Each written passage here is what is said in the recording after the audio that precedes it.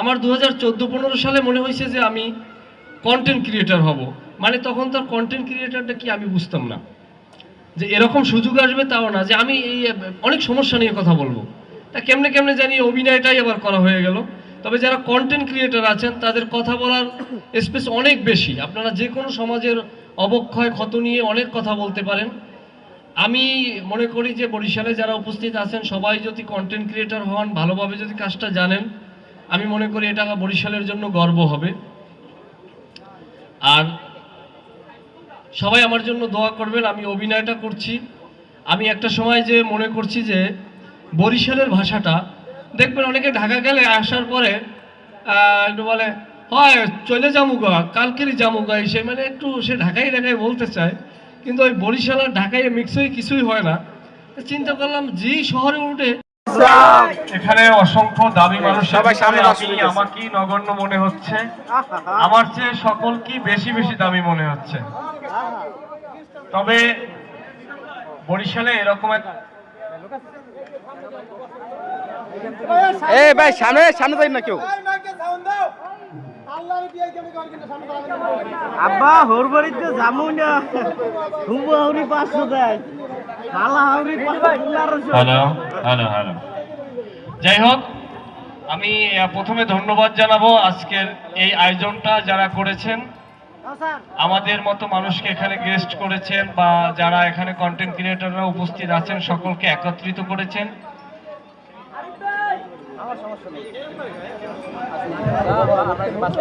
শিল্পীটা দিয়া এটা তো ভালো। যাই হোক, আমি প্রথমে ধন্যবাদ জানাবো এখানে যারা আয়োজক ছিলেন, যারা এত সুন্দর একটি অনুষ্ঠান আমাদেরকে উপভোগ করার জন্য তৈরি করে দিয়েছেন এবং আমার মতো অগণ্য মানুষকে এখানে দাওয়াত দিয়ে এনেছেন। আমি সকলকে ধন্যবাদ জানাই ছোট ভাই বনিয়ামিন। আমি ওকে যেইভাবে চিনতাম তার চেয়ে একটু অন্যভাবে চিনলাম, কারণ ম্যানেজমেন্ট হচ্ছে একটা বড় কাজ। ও যে কন্টেন্ট ক্রিয়েটের পাশাপাশি যে এত সুন্দর অ্যারেঞ্জমেন্ট করতে পারে এটা আমার জানা ছিল না। এই অনুষ্ঠানের মধ্য দিয়ে আমি জানলাম যে আমি মনে করি বরিশাল বিভাগের ভিতরে যত লোক আছে যে অ্যারেঞ্জমেন্ট করার মতো আছে, এর ভিতরে আমি বনিয়ামিনকে একটু সামনেই এগিয়ে রাখবো। খুবই ভালো করছে এবং ওর সাথে যারা সহযোগিতা করছে, এবং আমার সাব্বির ভাই, রাব্বি ভাইয়ের কথা না বললেই না, ওনার সাথে পরিচয় অনেক আগের, ওনাকেও ধন্যবাদ জানাই, ওনারও অনেক চেষ্টা ছিল। যাই হোক, আজকের যারা কন্টেন্ট ক্রিয়েটর আছেন আপনাদেরকে অনেককে চিনি অনেককে চিনি না, তবে যারাই আছেন আপনাদের স্পেসটা অনেক বেশি। আমরা নাটকের মানুষ, আমাদের কথা বলতে হিসাব করে আমাদের একটা গণ্ডির ভিতরে চলতে হয়।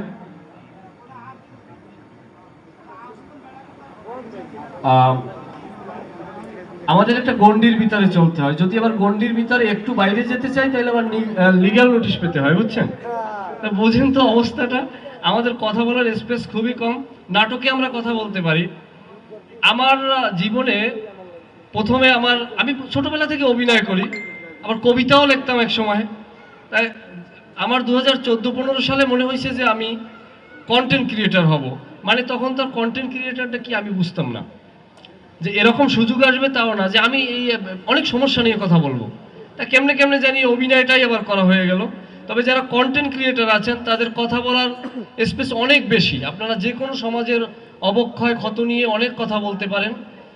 আমি মনে করি যে বরিশালে যারা উপস্থিত আছেন সবাই যদি কন্টেন্ট ক্রিয়েটর হন, ভালোভাবে যদি কাজটা জানেন, আমি মনে করি এটা বরিশালের জন্য গর্ব হবে।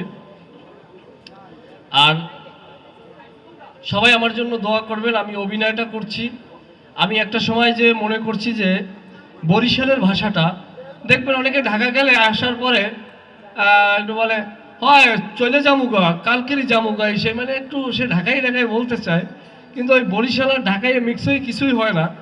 চিন্তা করলাম যেই শহরে উঠে সেই আমাদের বরিশালের ভাষাটা একটু ছাড়তে চায়, কেমন কেমন জানি লাগে। আর একদম বর্তমান যারা ইয়াং জেনারেশন, এরা না বললে পারলে তারা বেশি কমফোর্ট ফিল মনে করে।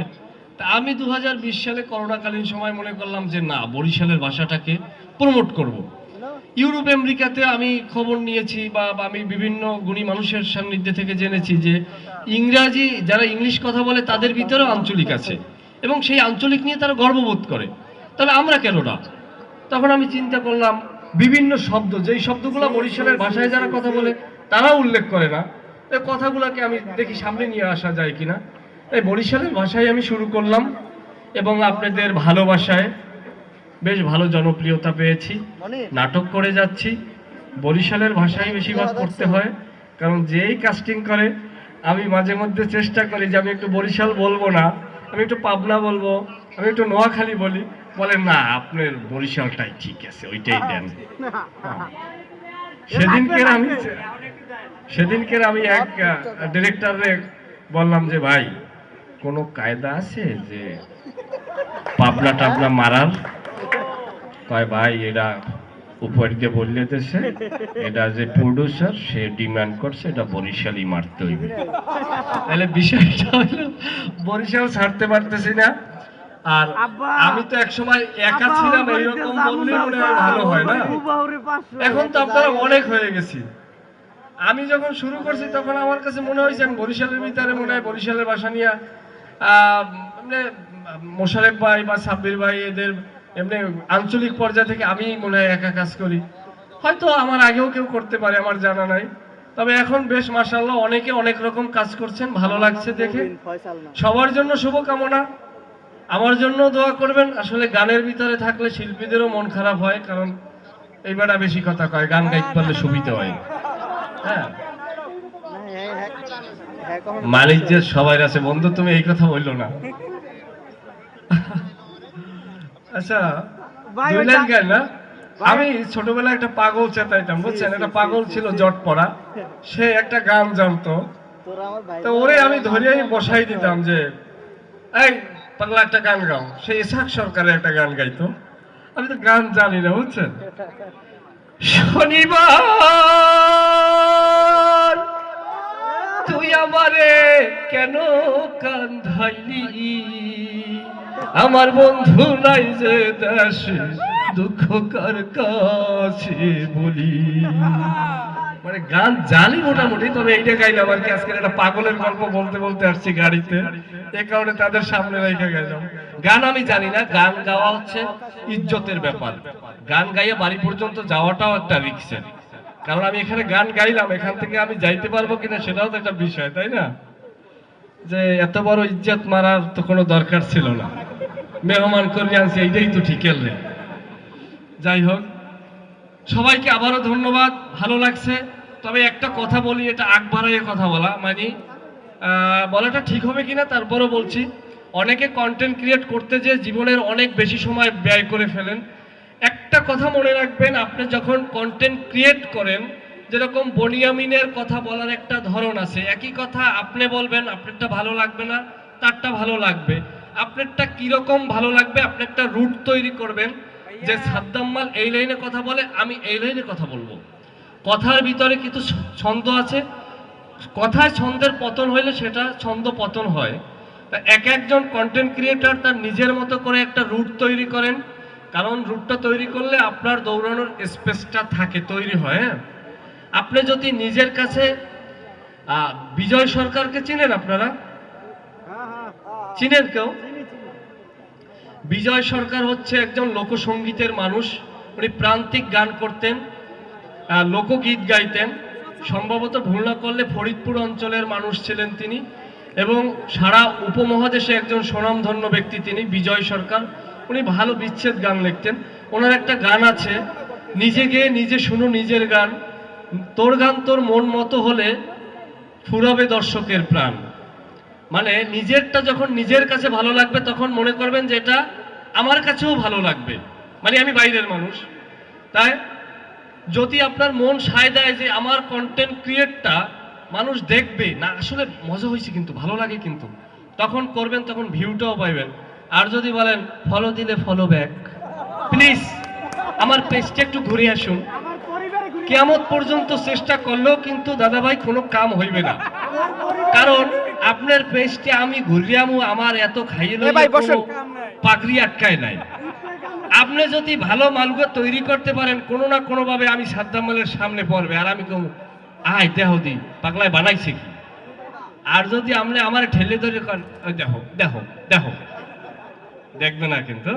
তাই যারা কন্টেন্ট ক্রিয়েট করেন এটা কিন্তু একটা নেশা। কন্টেন্ট ক্রিয়েট একটা নেশা, যে আমি এটা করবো, আমার একটা চার দোকানে গেলে কইব ভাই তোমার ভিডিওটা ভালো লাগছে। এই নেশায় কিন্তু মানুষ জীবনের অনেক সময় অপব্যয় করে। এটা করবেন না। যদি মনে করেন যে আপনি এটার জন্য ফিট, আপনার কথা আপনার নিজের কানেই ভালো লাগে, আপনি বিশ্বাস রাখেন আপনার কথা একদিন না একদিন মানুষ শুনবি, এখন কম ভিউ হয় হোক, একদিন না একদিন মিলিয়ন মিলিয়ন ভিউ হবে। আর যদি মনে করেন যে এটা পাংশা, এটা কোনোভাবেই এটারে ঠেললে মেললে খাড়া হরা যায় না, এই রাস্তায় হাঁটবেন না। কারণ কি জানেন, এতে করে রাষ্ট্রের আপনার রাষ্ট্রের জন্য মানব সম্পদ, আপনি অর্থ কামাই করতে পারতেন, রাষ্ট্রের ক্ষতি, সমাজের ক্ষতি, সংসারের ক্ষতি। আর যদি বিবাহ হয় তাহলে তো বউ কি করবে এটা তো আর কওয়া লাগবে না। যে তুমি এইরকম পাগলামি হলি, এইরকম বাদামিগিরি হল আজীবন, এরকম করে এটা সংসারে জ্বালা। তাই যাই হোক, আমি চাইবো সবাই ভালো কন্টেন্ট ক্রিয়েটর হন, যদি অভিনয় করেন কেউ ভালো অভিনেতা তৈরি হন। একটু দেখলাম স্যান্ডো গেঞ্জিতে বাইরেই গেলেন। ভালো লাগলো, অনেক কথা বলতে মন চায় বুঝছেন, বেশি কথা বললে আবার বাচ্চা হয়ে যাবো, দরকার নাই, এখানেই শেষ করি। না না না ভাই ভাই ভাই, ওই যে আব্বা হরবরি, আব্বা হরবরি। আচ্ছা, ফিনিশিং সে দিবে ইনশাল্লাহ। আমি একটু ফর্মালিটিস মেনটেন করে নেই, কারণ ওনারা চলে যাবে, অনেক ব্যস্ততা এখানে। সাদ্দাম মাল কিন্তু এখন আর আগামী 6 মাসের আগের সাদ্দাম মালও নাই। আগামী 6 মাস আগে যেই সাদ্দাম মাল ছিল, তার 6 মাস আগে যেই সাদ্দাম মাল ছিল, সেটা কিন্তু সেই সাদ্দাম মাল না। মানে আমি বুঝাইতে চাইতেছি, প্রত্যেক মাসে মাসে, প্রত্যেক দিনে দিনে, প্রত্যেক ক্ষণে ক্ষণে সাদ্দাম মালকে ছাড়াই যেতেছে। তো এরকম একজন গুণী অভিনেতাকে এখানে উপস্থিত করার পিছনে কি পরিমাণ কসরত, বা এক বলায় রাজি হয়ে গেছে সেটা সত্য, কিন্তু উনি কত কাজ, কত ব্যস্ততা অ্যাভয়েড করে আসতেছে সেটা শুধু সেই বুঝবে। ওনার জায়গা থেকে আপনারা কেউ বুঝবেন না, আমি বুঝবো না। এই ব্যস্ততার মধ্যে তাকে আর প্যারা দিতে চাই না, যথেষ্ট কথা বলছে। আপনারা একটু অনুমতি দিলে আমার ভলান্টিয়াররা যারা সারাদিন একদম দুপুরে না খেয়ে কাজ করছে, আমি ভলান্টিয়ারদের গ্রুপে ডাকবো, গেস্টদের এখানে ডাকবো, ডেকে আমরা একটা গ্রুপ ফটো তুলবো। বিল্লাল ভাই, নাসা ভাই, ওনাদেরকে সবাইকে আনো। গলায় যাদের কার্ড আছে সবাই স্টেজে আসো। মালবোরো এন্টারটেনমেন্টের যারা আছেন একটু স্টেজে আসেন। নেবাই থাকলে নেবাই স্টেজে আসেন, অরিনের আব্বু থাকলে স্টেজে আসেন। সাব্বির ভাই,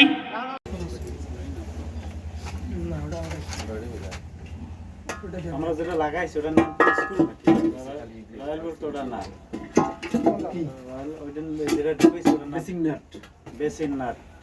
আর ওই যে ছোট ছোট অনেক পিতলের যেটা নিয়েছি না, ওইটা হচ্ছে যে রয়্যাল বোর্ড, ওটা ঢুকে রয়্যাল ফ্ল্যাগ, ওটা ঢুকে রয়্যাল বোর্ড।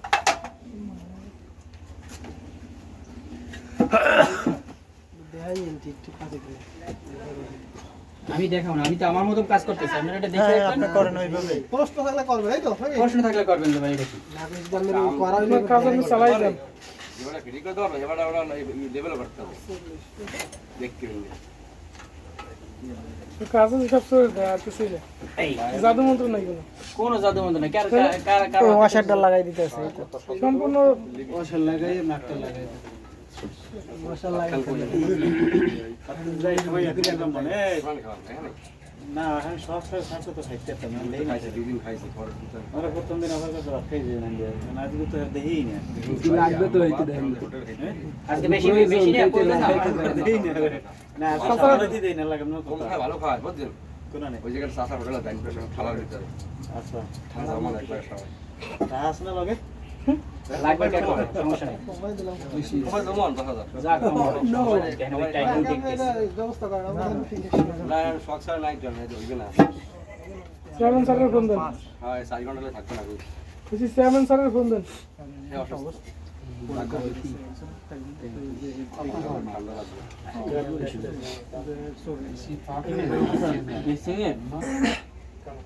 জি, এই যে মাপতেছেন খালি এতটুকু লেভেল আছে কিন্তু এটা ক্লিয়ার হয়ে যাবে। সব ভিতরে ঢুকা স্যারের যে বলতে যে এদিকে এইটা তো সম্ভব না, এটা তো স্যারের ভুল। এদিকে আপনার উৎস আছে সব 5 জন কাম করে এদিকে উসাসি এখন তো এটা ইসের জন্য না না এমনি যে এদিকে লেভেল দলে তো রইবে না। লেভেল ধরলে তো কেন লেভেলের এটা মুখটা রাউন্ডে উঠে থাকে। হ্যাঁ, স্যারের তো বলতো, স্যারের কথা, স্যারের তো রইবে না, স্যারের একটু এটা দিবে। এই যে লেভেলটা আছে না, এই জায়গাটা মাস কিন্তু এখানে দিয়ে দেয়। এটা যে কোনো কোম্পানি এই জায়গা থেকে এই জায়গায় একটা দিয়ে দিতেছে, এই স্লোপটা দেখেন। এটা সারফেসে স্লোপ দেয়া আছে, পানি এইখানে গড়াই এদিকে পড়বে। এইটা যখন দিছি তখন আসছে কি ওটা দিছে, এটা এই বরাবর চলে গেছে দেখছেন। এই বরাবর চলে গেছে জি এটা যদি সমান থাকে তাহলে আর ওইদিকে আসবে ওটা প্ল্যানে আছে না ডাউন এটা ওই আবার কোন পেলাম স্যারে দেখাইছিল কোনটা পুটিং মারা লাগবে না